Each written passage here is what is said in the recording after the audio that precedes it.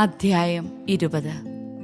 നീ യുദ്ധത്തിന് പുറപ്പെടുമ്പോൾ ശത്രുവിന് നിന്നേക്കാൾ കൂടുതൽ കുതിരകളും രഥങ്ങളും സൈന്യങ്ങളും ഉണ്ടെന്ന് കണ്ടാലും ഭയപ്പെടരുത്. എന്തെന്നാൽ നിന്നെ ഈജിപ്തിൽ നിന്ന് കൊണ്ടുവന്ന നിന്റെ ദൈവമായ കർത്താവ് നിന്നോടുകൂടെയുണ്ട്. യുദ്ധം തുടങ്ങാറാകുമ്പോൾ പുരോഹിതൻ മുന്നോട്ട് വന്ന് ജനത്തോട് സംസാരിക്കണം. അവൻ ഇപ്രകാരം പറയട്ടെ: ഇസ്രായേലേ, കേൾക്കുക. ശത്രുക്കൾക്കെതിരായി നിങ്ങൾ യുദ്ധത്തിനിറങ്ങുകയാണ്. ദുർബല ഹൃദയരാകരുത്. അവരുടെ മുൻപിൽ ഭയപ്പെടുകയോ പരിഭ്രമിക്കുകയോ അരുത്.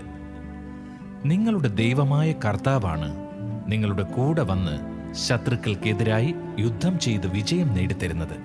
അനന്തരം നായകന്മാർ ജനത്തോട് ഇപ്രകാരം പറയണം: ഭവനം പണിയിച്ചിട്ട് അതിന്റെ പ്രതിഷ്ഠാകർമ്മം നിർവഹിക്കാത്ത ആരാണ് ഈ കൂട്ടത്തിലുള്ളത്? താൻ യുദ്ധത്തിൽ മരിക്കുകയും മറ്റൊരാൾ അതിന്റെ പ്രതിഷ്ഠാകർമ്മം നിർവഹിക്കുകയും ചെയ്യാൻ ഇടയാകാതിരിക്കേണ്ടതിന് അവൻ വീട്ടിലേക്ക് മടങ്ങിപ്പോകട്ടെ. മുന്തിരിത്തോട്ടം നട്ടുപിടിപ്പിച്ചിട്ട് അതിന്റെ ഫലം അനുഭവിക്കാത്ത ആരാണ് ഇക്കൂട്ടത്തിലുള്ളത്? താൻ യുദ്ധത്തിൽ മരിക്കുകയും മറ്റൊരാൾ അതിന്റെ ഫലം അനുഭവിക്കുകയും ചെയ്യാൻ ഇടയാകാതിരിക്കേണ്ടതിന് അവൻ വീട്ടിലേക്ക് മടങ്ങിപ്പോകട്ടെ. സ്ത്രീയോട് വിവാഹ വാഗ്ദാനം നടത്തുകയും എന്നാൽ അവളെ സ്വീകരിക്കാതിരിക്കുകയും ചെയ്ത ആരാണ് ഇക്കൂട്ടത്തിലുള്ളത്?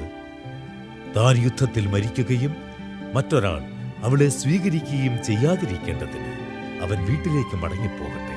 നായകന്മാർ തുടർന്നു പറയണം: ദുർബല ഹൃദയനും ഭീരുവുമായ ആരാണ് ഇക്കൂട്ടത്തിലുള്ളത്? അവന്റെ സഹോദരന്മാരും അവനെപ്പോലെ ചഞ്ചലചിത്തരാകാതിരിക്കേണ്ടതിന് അവൻ വീട്ടിലേക്ക് മടങ്ങിപ്പോകട്ടെ. നായകന്മാർ ജനത്തോട് സംസാരിച്ചു കഴിയുമ്പോൾ ജനത്തെ നയിക്കുന്നതിനായി പടത്തലവന്മാരെ നിയമിക്കണം. യുദ്ധത്തിനായി നിങ്ങൾ ഒരു നഗരത്തെ സമീപിക്കുമ്പോൾ സമാധാന സന്ധിക്കുള്ള അവസരം നൽകണം. അവർ സമാധാന സന്ധിക്ക് തയ്യാറാവുകയും കവാടങ്ങൾ തുറന്നു തരികയും ചെയ്താൽ നഗരവാസികൾ അടിമകളായി നിന്നെ സേവിക്കട്ടെ. എന്നാൽ ആ നഗരം സന്ധി ചെയ്യാതെ നിനക്കെതിരെ യുദ്ധം ചെയ്താൽ നീ അതിനെ വളഞ്ഞാക്രമിക്കണം. നിന്റെ ദൈവമായ കർത്താവ് അതിനെ നിന്റെ കയ്യിൽ ഏൽപ്പിക്കുമ്പോൾ അവിടെയുള്ള പുരുഷന്മാരെയെല്ലാം വാളിനിരയാക്കണം. എന്നാൽ സ്ത്രീകളെയും കുട്ടികളെയും കന്നുകാലികളെയും നഗരത്തിലുള്ള മറ്റെല്ലാ സാധനങ്ങളോടുമൊപ്പം കൊള്ളവസ്തുക്കളായി എടുത്തുകൊള്ളുക. നിന്റെ ദൈവമായ കർത്താവ് നിനക്ക് തരുന്ന ശത്രുക്കളുടെ വസ്തുവകകളെല്ലാം അനുഭവിച്ചു കൊള്ളുക. ഈ ദേശക്കാരുടേതല്ലാത്ത വിദൂരസ്ഥമായ പട്ടണങ്ങളോട് നീ ഇപ്രകാരമാണ് പ്രവർത്തിക്കേണ്ടത്. എന്നാൽ നിന്റെ ദൈവമായ കർത്താവ് നിനക്കവകാശമായി തരുന്ന ഈ ജനതകളുടെ പട്ടണങ്ങളിൽ ഒന്നിനെയും ജീവിക്കാൻ അനുവദിക്കരുത്.